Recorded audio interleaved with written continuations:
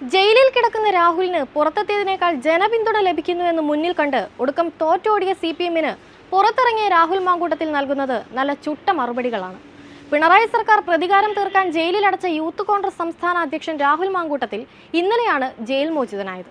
വളരെ ആവേശത്തോടെ തന്നെ പ്രവർത്തകർ രാഹുലിനെ സ്വീകരിക്കുകയും ചെയ്തു. ജയിൽ മോചിതനായ രാഹുലിന്റെ വാക്കിന് കുറച്ചുകൂടി മൂർച്ച കൂടുകയാണ് ഉണ്ടായത്. വ്യാജ തിരിച്ചറിയൽ കേസിൽ കൊടുക്കാനുള്ള ശ്രമങ്ങളെയും രാഹുൽ പുച്ഛിച്ചു തള്ളി. വ്യാജ തിരിച്ചറിയൽ കാർഡ് വിജയനും ശശിയും നേരിട്ട് അന്വേഷിക്കട്ടെ എന്നാണ് രാഹുൽ മാങ്കൂട്ടത്തിൽ നൽകിയ മറുപടി. വിജയന് ചെയ്യാൻ പറ്റുന്നത് പരമാവധി ചെയ്യട്ടെ, ഏത് അന്വേഷണവും നടക്കട്ടെ എന്നും രാഹുൽ മാങ്കൂട്ടത്തിൽ പറഞ്ഞു. സാന്ദ്ര ബോസ് എന്ന SFI-കാരിയെ വീട്ടിൽ കയറി അറസ്റ്റ് ചെയ്തുവെങ്കിൽ ചോദിക്കാൻ ആ സ്ഥാപനത്തിന് ആർജവും ഉണ്ടാകില്ല. തനിക്ക് നോട്ടീസ് തന്നാൽ ഹാജരാകുമായിരുന്നല്ലോ. PK ബിജുവിനെ അറസ്റ്റ് ചെയ്തത് സമരസ്ഥലത്ത് നിന്നാണ്, തന്നെ അറസ്റ്റ് ചെയ്തത് വീട്ടിൽ നിന്നാണ്. ഏത് സംസ്ഥാന അധ്യക്ഷനെയാണ് വീട്ടിൽ കയറി അറസ്റ്റ് ചെയ്തിട്ടുള്ളത്? എന്നെ പ്രതിയാക്കിയ ശേഷം ഞാൻ 10 പ്രാവശ്യം കൺട്രോൾമെന്റ് സ്റ്റേഷനിൽ പോയിട്ടുണ്ട്. എന്തുകൊണ്ട് അറസ്റ്റ് ചെയ്തില്ല? ഇനിയും ജയിലിൽ പോകാൻ തന്നെയാണ് തീരുമാനമെന്നും രാഹുൽ മാങ്കൂട്ടത്തിൽ പറഞ്ഞു. സമരത്തിനിടെ ജയിൽ സ്വാഭാവികമാണെന്നും എന്നാൽ തന്നെ അറസ്റ്റ് ചെയ്ത രീതിയായിരുന്നു പ്രശ്നമെന്നും രാഹുൽ നേരത്തെ തന്നെ വ്യക്തമാക്കിയിരുന്നു.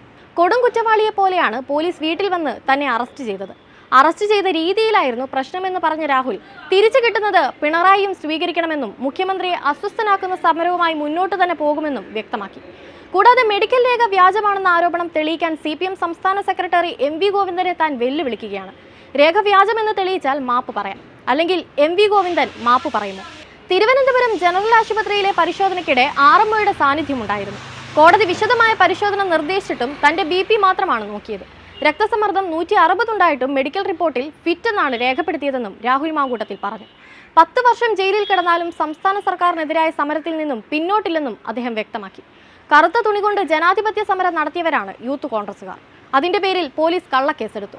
താനടക്കം ജയിലിൽ പോകേണ്ട സാഹചര്യമുണ്ടായെന്നും രാഹുൽ മാങ്കൂട്ടത്തിൽ പറഞ്ഞു. 9 ദിവസമല്ല 10 വർഷം ശിക്ഷ ലഭിച്ചാലും പിറകോട്ടില്ല.